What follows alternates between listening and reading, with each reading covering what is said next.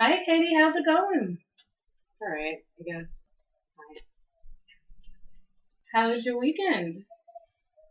Um, sucked. I got in a huge fight with my parents and they grounded me. I left Hmm. and I got even more trouble. Just sucked. Wow, yeah, that's a lot. Have you ever left before? Yeah, I mean, I don't ever really go like far. I go and hang out at a friend's house or whatever. And then I come back. Okay. But my mom got pissed. And I like broke something in my house before I stormed out. And I was really mad, so. What were you really mad at?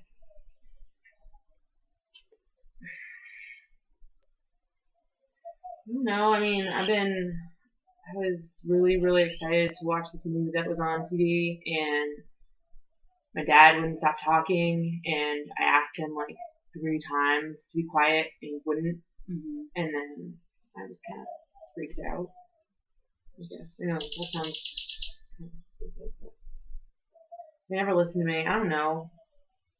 What about it sounds stupid to you? Like, what makes it stupid? Well, I guess it wasn't like the hugest deal that my dad was talking through a movie, but it just made me so mad.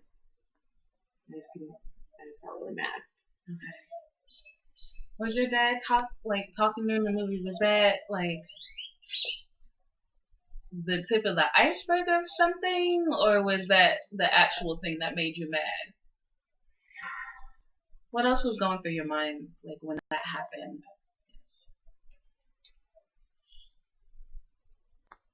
Um, I don't know. I guess I had a really bad day at school before I came home on Friday, and I couldn't stop thinking about it. And I was just made me in a really bad mood. So that was probably why. I don't think it was really my bad.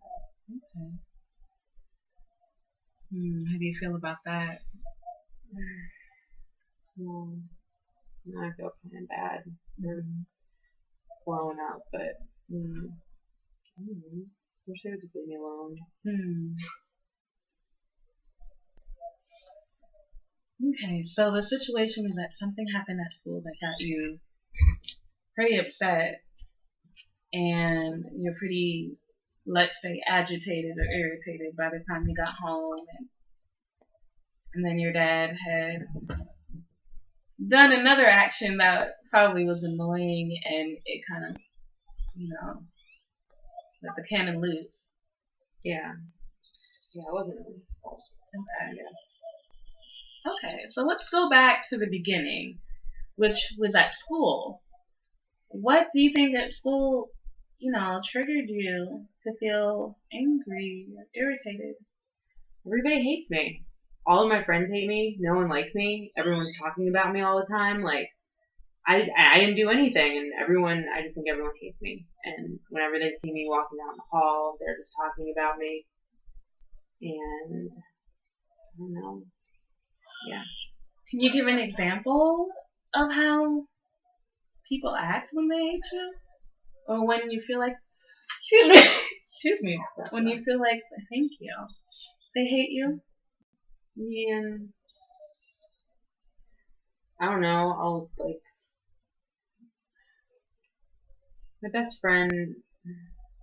She like hasn't been talking to me in like our whole kind of circle of friends, and I feel like I don't really know why, and I feel like whenever they see me, they're just like whispering to each other about me. And I didn't do anything, and everyone thinks that I did, and I don't know.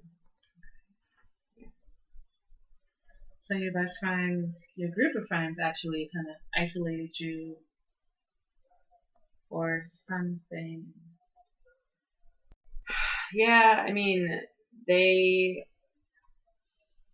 Someone has been saying that I've been spreading rumors about Lauren, Mm-hmm. who's my best friend, and it's not true. I didn't say anything about her, but she thinks that I did, and so now she's not talking to me, and I think she's turning everyone else against me. And, like, they didn't take a seat for me at lunch, and it's just, I didn't do anything, and now they all hate me. That's really tough to have a group of people that you all have been friends with for a while, and for something that you actually didn't cause to be causing just a really nasty situation and a rift between your relationship. Do you feel hurt by that? Yeah, I mean, like, she's known me, we've known each other since we were like 10, that's like 4 years, and I've never done anything like that, and I wouldn't ever do anything like that, and I just can't believe that she would listen to someone else instead of me, and then everyone else is just following her, and they hate me, and now I just feel like I don't have any friends. So, in feeling that you're all alone, that people are hating you, I mean, those are really strong feelings. And it's understandable to come back home and want to release that anger on somebody.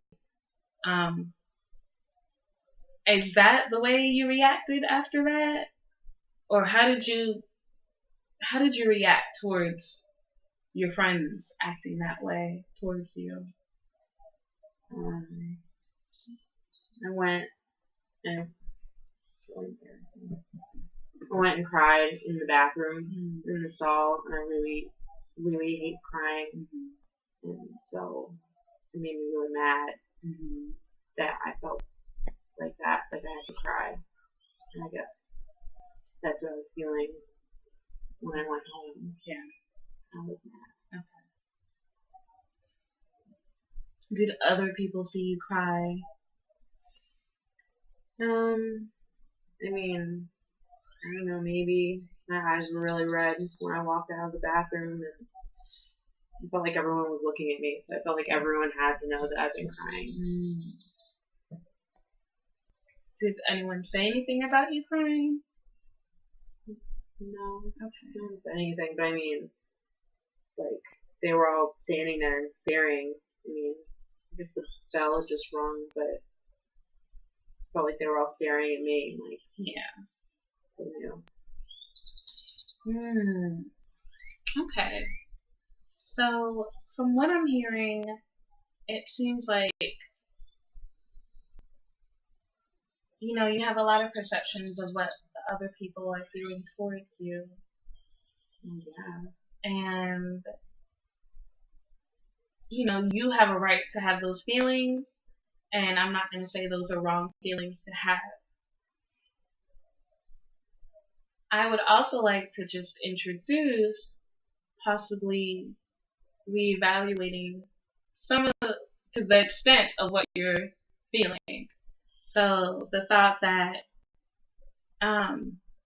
you know, everybody hates you seems pretty strong, like a strong word. Besides them not talking to you, is there anything else you can think of that they've acted towards you in a hateful way? No. I mean, no one's really done anything to me other than Lauren. Okay. I mean, she like gave me the finger walking down the hall, and so I feel like if she's that mad at me, then she has to be telling them that I'm a horrible friend or I'm a bad person or whatever, and so then they have to like hate me. Okay. So, I guess they haven't done anything. What do you think about it? Sort of looking like you're jumping to a conclusion with that. I mean, like I think I know what they're saying, even though I don't. And like, is that what you mean? Yeah. They don't know conclusion. Yeah. I mean, I don't know.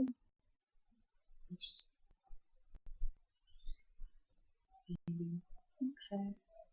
I guess they haven't done anything, and no one's really said anything, and I haven't seen Lauren talking to them, but I just feel like she is talking to them. Yeah. Okay. I mean, there can be that aspect. There can be some personalization going on, which basically means that something else completely different could be happening, but for whatever reason you think it's either targeted towards you or about you in a negative way. I do that. Yeah. Sometimes. Yeah. Yeah. I think that if someone's like mad or something, it's because of me, or I mean, I do that, I guess. At home too. Yeah. Are there instances when people tell you good things about yourself and say that they're happy with you and you guys are having a fun time? Yeah. Because like I said during lunch, like they didn't save me a seat or anything, which really, really sucked. But this girl that I know, she's in my math class. She was sitting across the cafeteria, and I guess she saw me and she like waved me over to her table. I mean, I didn't go because I was just really upset, but like she told me I could sit with her, so I guess she likes me. Yeah. Or at least she's interested in getting to know you better, right? Yeah. Do you think that what do you think makes you jump to a conclusion that everyone hates you and no one wants to be with you or be your friend?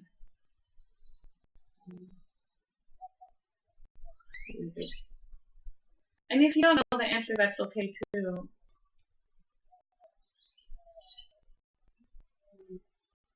Yes, because I don't think I want to be my friend. I'm not cool or pretty or anything, so why would anyone want to be my friend?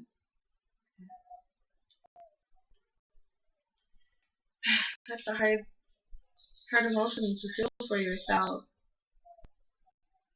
The lack of self-worth and self-esteem.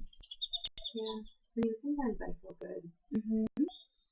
When are those instances? Yes, I'm really good at writing, and in my writing class, my teacher read my paper today, actually, to the class because she said it was like a really good example. So I guess that's something that's cool. Definitely. And writing is so important. You're going to use it for the rest of your life. Sound like my mom. It's true. It's true. But I don't want to neglect the other feelings that you're having about your self-worth and self-esteem.